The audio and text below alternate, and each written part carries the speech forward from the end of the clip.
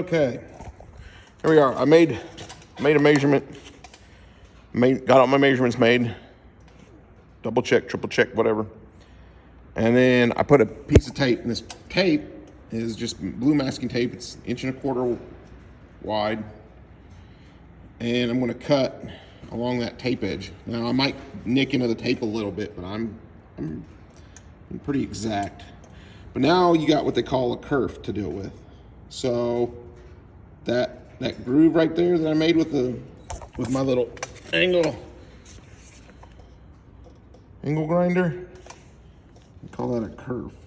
And the kerf is the amount of metal, the thickness of your blade or whatever, your cutoff wheel is taken away. So we're taking away a little bit of metal. So I measured out 3 inches. Let's write this on my hands. But our kerf, so you gotta take this into account. I don't know if I can get it good enough. Basically, our kerf is about 1/8 of an inch. So I measured out 3 inches. So when I get done with this, I won't really have a 3-inch flange, 3-inch long flange here, or from the back of this. It'll actually be, if you can see that, it's probably gonna be like 2, because I'm cutting right on the mark, so it's actually gonna be like 2 15/16. So when I do my other kerf, I'll have to take that. I'll take that into account if I want to get right on, which I want to get close. I want to be like a gnat's ass hair, away from everything. So I'm gonna have to remember that when I go to make my second cut to take out my width, my amount that I need to take out to narrow this end when it needs to be narrowed. So thought I'd throw that in there. Okay, we got the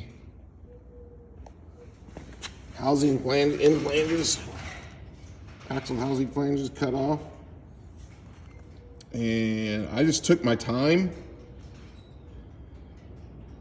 I mean, they're not too bad. And all I did was I'd sit here with my angle grinder with the cutoff wheel on it, and with this on, that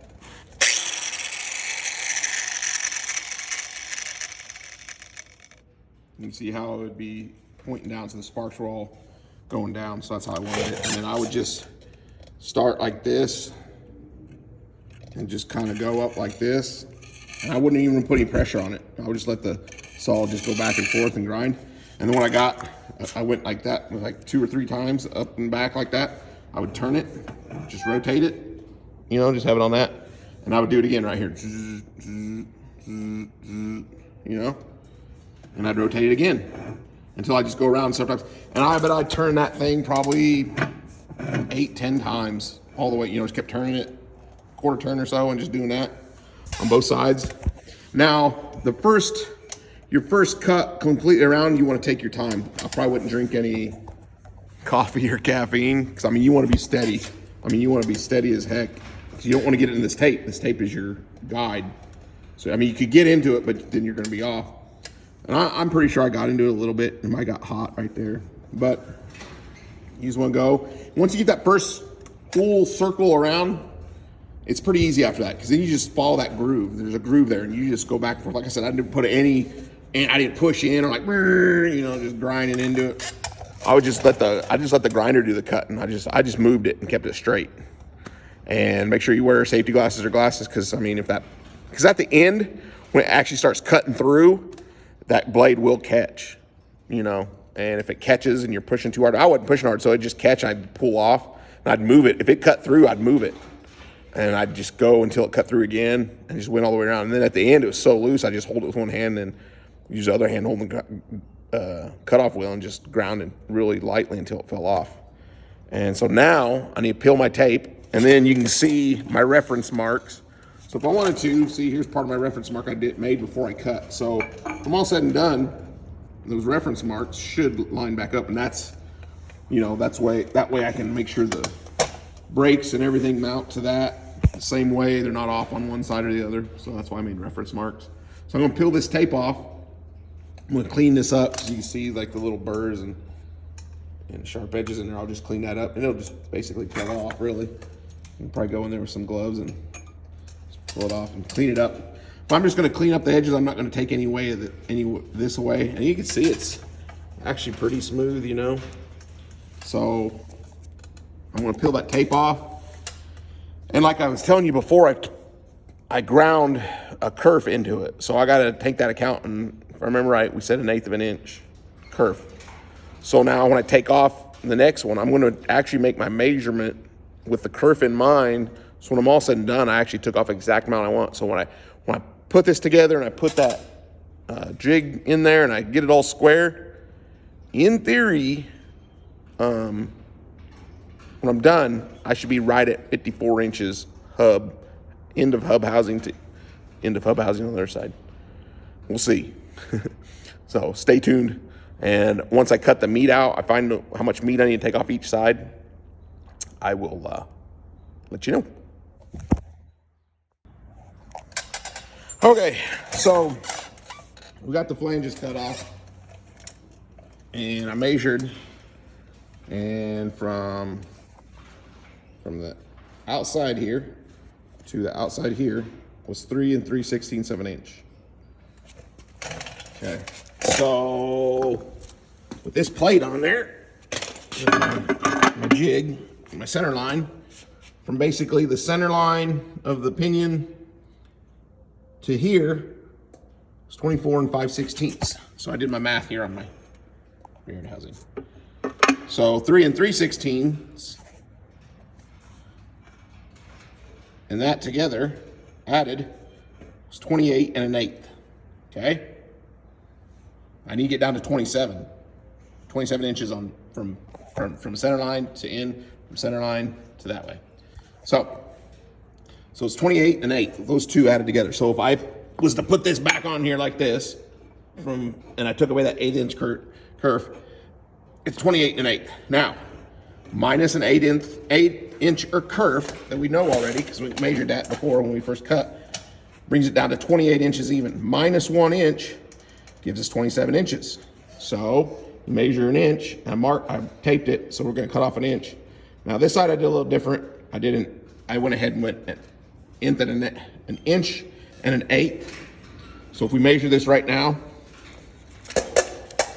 it'll say 1 inch and 1/8, right? See? So I kept that with the kerf. So I did it 2 different ways to show you. So you can do 1 inch and 1/8 with your kerf in mind, knowing, you know, you're gonna take 1/8 of an inch away. This side I did it different, a little different. I did it with the kerf in mind. So in other words, I taped it. So over here, the math is 26 1/16 from pinion center, pinion gear or shaft or whatever you want to call it, to the edge here, or with this, because this is 3 7/16, right? So you put this back on here, and you add 3 7/16 and 26 11/16, you get 30 1/8. So minus the 1/8 inch kerf gives you 30 inches, minus 3 inches gives you 27, what we need. So if we measure from here to here, you got 3 inches, basically.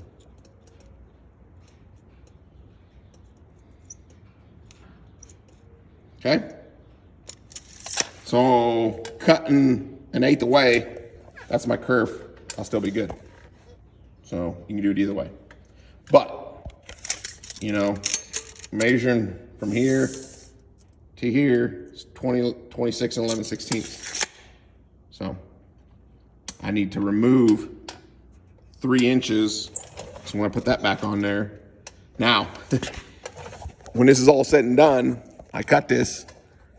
I measured. I did my math on the housing, axle housing, and I'm going to cut it. And then when I come back, in theory, I got some magnets that we can put on there. In theory, I can put the magnets on there, and we can measure from center line to center line. Should be 27 inches. and 27 inches from center line to end housing, we should have a total of 54 inches. So when I'm done cutting this and I'll get my magnets, we won't weld it yet, just in case I screwed up. If I screwed up, it's recorded. So you'll see my recorded screw up. But if I've done my math right and everything's right, we should be on. So we'll find out. We'll come back. Okie dokie. So cut off both ends. There it is over there. The 3 inches that I cut off with the 8-inch curve in mind. So there's that one. Here's this one. I lined them up. Got my reference line hooked up. Now the real test is from the center line over to here is at 27 inches. So here we go. It's gonna be upside down, but it's on there. I'll try to do it. I'll come over this way.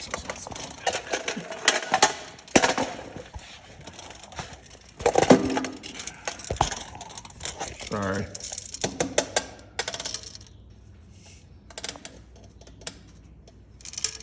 Get that in that right. Okay. Freaking right on, man. 27 inches. So this is right. My math with the kerf, you know, cutting the kerf and everything, 1/8 inch and everything. Keep that in mind. That side. I haven't measured the other side. I'm going to try to do this.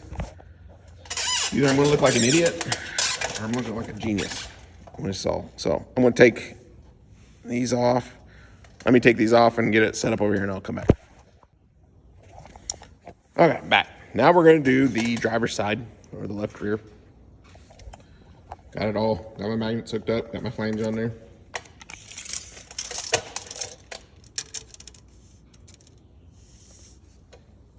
On there, 27 inches. So I got 54 inches flange to flange. Now your back spacing on your axle shafts are 2.5, so add 2.5 to 2.5, you got 5 inches. 5 inches plus 54 is 59 inches, which is what we need to bolt up to our wheels. So in theory, it's narrowed. I did it right. All that math on both sides. Measuring, remeasuring, putting that tape on real slow, cutting real slow, all paid off. This part, just cutting the flanges off, cutting the meat off of it, what I need to get off. And doing to this, let's see, I started at, but I've been doing this for, I'm almost doing this for 3 hours. But you could probably do it quicker if you're in a hurry and you're better at, you trust yourself better than I trust myself. Like my math, I know my math, but it's all in fractions and everything, and you got your curves. Now, some people don't worry about the curve, they just cut and they go, and then when they get up there, they're like, man, it's not right. I've done that before, I've hurried it, but I'm at the age now where I want to take my time, I want it to be right. When I was younger, I would just cut, weld, and go, not even worry about whether I measured it right. When I get up there, I'm like, oh crap, we'll do it this way, or we'll compensate it for this way, and it's not exactly right, and that was always in the back of my mind, I was like, it wasn't right. So I'm at that age now where I'm going to take my time, and however long it takes, I want it right. So now what I'm going to do is I'm going to grind. What I'm probably going to do is grab these. I've already ground on them a little bit, but I'm going to grind more of a bevel into them, so when I weld, there's more like a valley. I'll get more penetration. So I'm going to weld in it. I'm going to grind on that. I'm not going to grind the flat part of this, but I'm going to grind the edge and kind of see how I grind it. When I get done grinding, I'll show you what I mean. But